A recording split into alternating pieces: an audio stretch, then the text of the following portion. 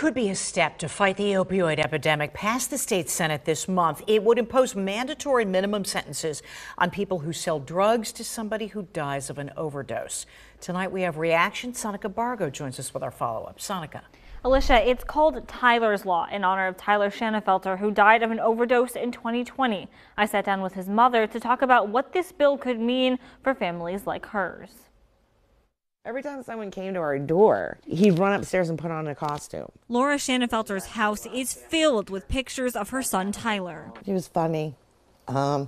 He was the little glue that held my little family together. But those pictures aren't the whole story. In 2018, Tyler started using drugs, but told Laura it was a one-time thing. I believed him because my kid could never have substance use disorder. But things got worse. He was staying up all night, sleeping all day. Tyler tried to get clean, but in October 2020, he took pills. He thought it was Percocet. They were laced with fentanyl. The next morning, he was gone. I just fell to my knees and cried. But Laura's grief turned to anger. She met more parents like her and realized people selling these deadly drugs rarely faced consequences. All these families deserve justice for their child. Laura took her story to State Senator Doug Mastriano. So many beautiful young people, their lives are being swept away because of one stupid decision. And in 2023, Mastriano introduced Tyler's Law, a mandatory minimum of 10 years in prison for people who sell drugs that kill someone. You might not get off with a slap on the wrist, if some have. I don't find anything in the bill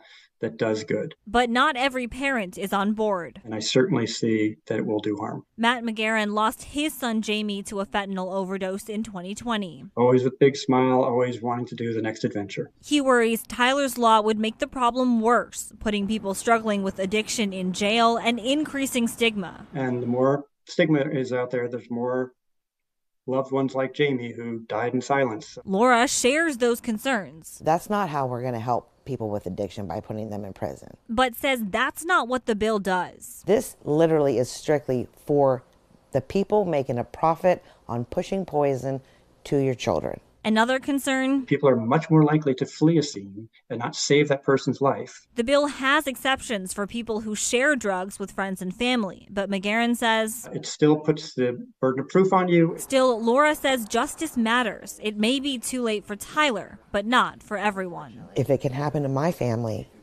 it can happen to your family. I feel like my son's actually going to do more good in his absence than in living.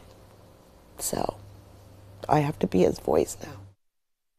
The bill is now in committee in the House. Laura tells me she hopes it passes, but even if it doesn't, the fact that her son's story got people's attention means his death wasn't in vain. In the studio, Sonica Barco. Alicia, back to you. Wow. Sonica, thank you.